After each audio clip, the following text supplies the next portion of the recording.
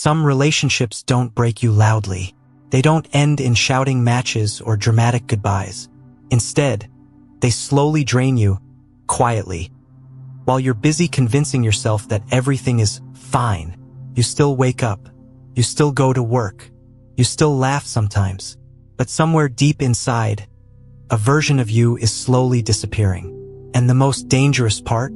You don't even notice it happening. Until one day, you look at your life and realize you haven't moved forward in years. Today, I want to talk about something many people feel but rarely admit.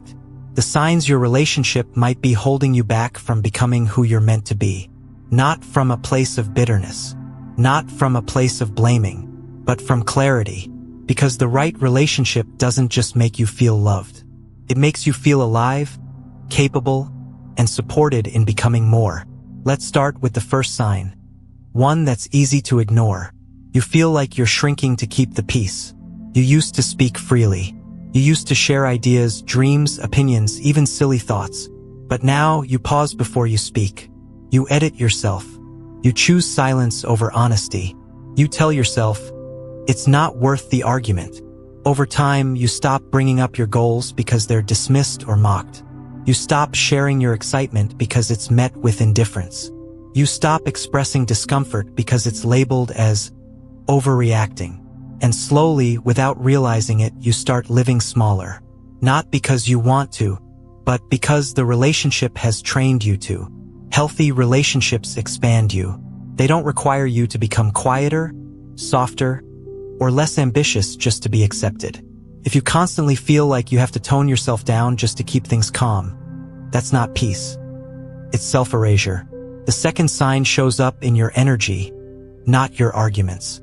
You feel exhausted after interacting with them. Not physically tired, emotionally drained. You finish conversations feeling heavy. You replay what you said in your head. You question whether you explained yourself the right way. Instead of feeling recharged, you feel depleted. And here's the key difference many people miss. All relationships have difficult moments, but they shouldn't consistently leave you feeling empty. If being with someone feels like work all the time, like emotional labor with no rest, it slowly robs you of the energy you need to grow, create, and heal. Pay attention to how your body feels around them. Your nervous system doesn't lie. The third sign is subtle but powerful. Your growth makes them uncomfortable. You start improving your life. You develop new habits. You gain confidence. You begin to see your worth more clearly. And instead of celebrating you, they pull away. They joke about it. They accuse you of changing. But here's the truth most people never say out loud. Not everyone who loves you is ready for the version of you that evolves. Some people benefit from you staying the same. From you doubting yourself. From you playing small. When your growth threatens the dynamics that keep them comfortable, resistance appears. A supportive partner doesn't compete with your growth. They don't feel threatened by your healing. They don't make your progress feel like a betrayal. If becoming better creates distance instead of encouragement, the relationship may be anchored to your past, not your future. The fourth sign shows up in your decisions. You delay your dreams because of the relationship. You postpone opportunities. You avoid risks. You talk yourself out of change. Not because you don't want more, but because it might disrupt the relationship. You tell yourself, now isn't the right time. I don't want to cause problems. I'll do it later.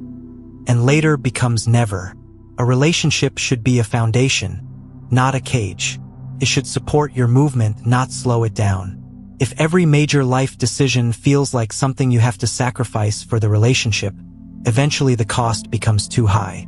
Love shouldn't require you to abandon your future to preserve the present. The fifth sign is the hardest to face, because it requires honesty with yourself. You feel lonely, even though you're not alone. You sit next to them, but feel unseen. You talk, but feel unheard. You share space, but not connection. Loneliness inside a relationship cuts deeper than loneliness alone. Because you're not missing a person, you're missing presence. Emotional intimacy isn't about being in the same room. It's about feeling safe, understood, and valued. When your emotional needs are consistently minimized, ignored, or dismissed, something inside you starts to shut down. And no amount of time together can replace genuine connection. Now, here's something important. Recognizing these signs doesn't automatically mean you should leave, but it does mean you should stop ignoring what your inner voice has been trying to tell you. Growth requires honesty. Clarity requires courage. Some relationships can grow with you if both people are willing to reflect, communicate, and change.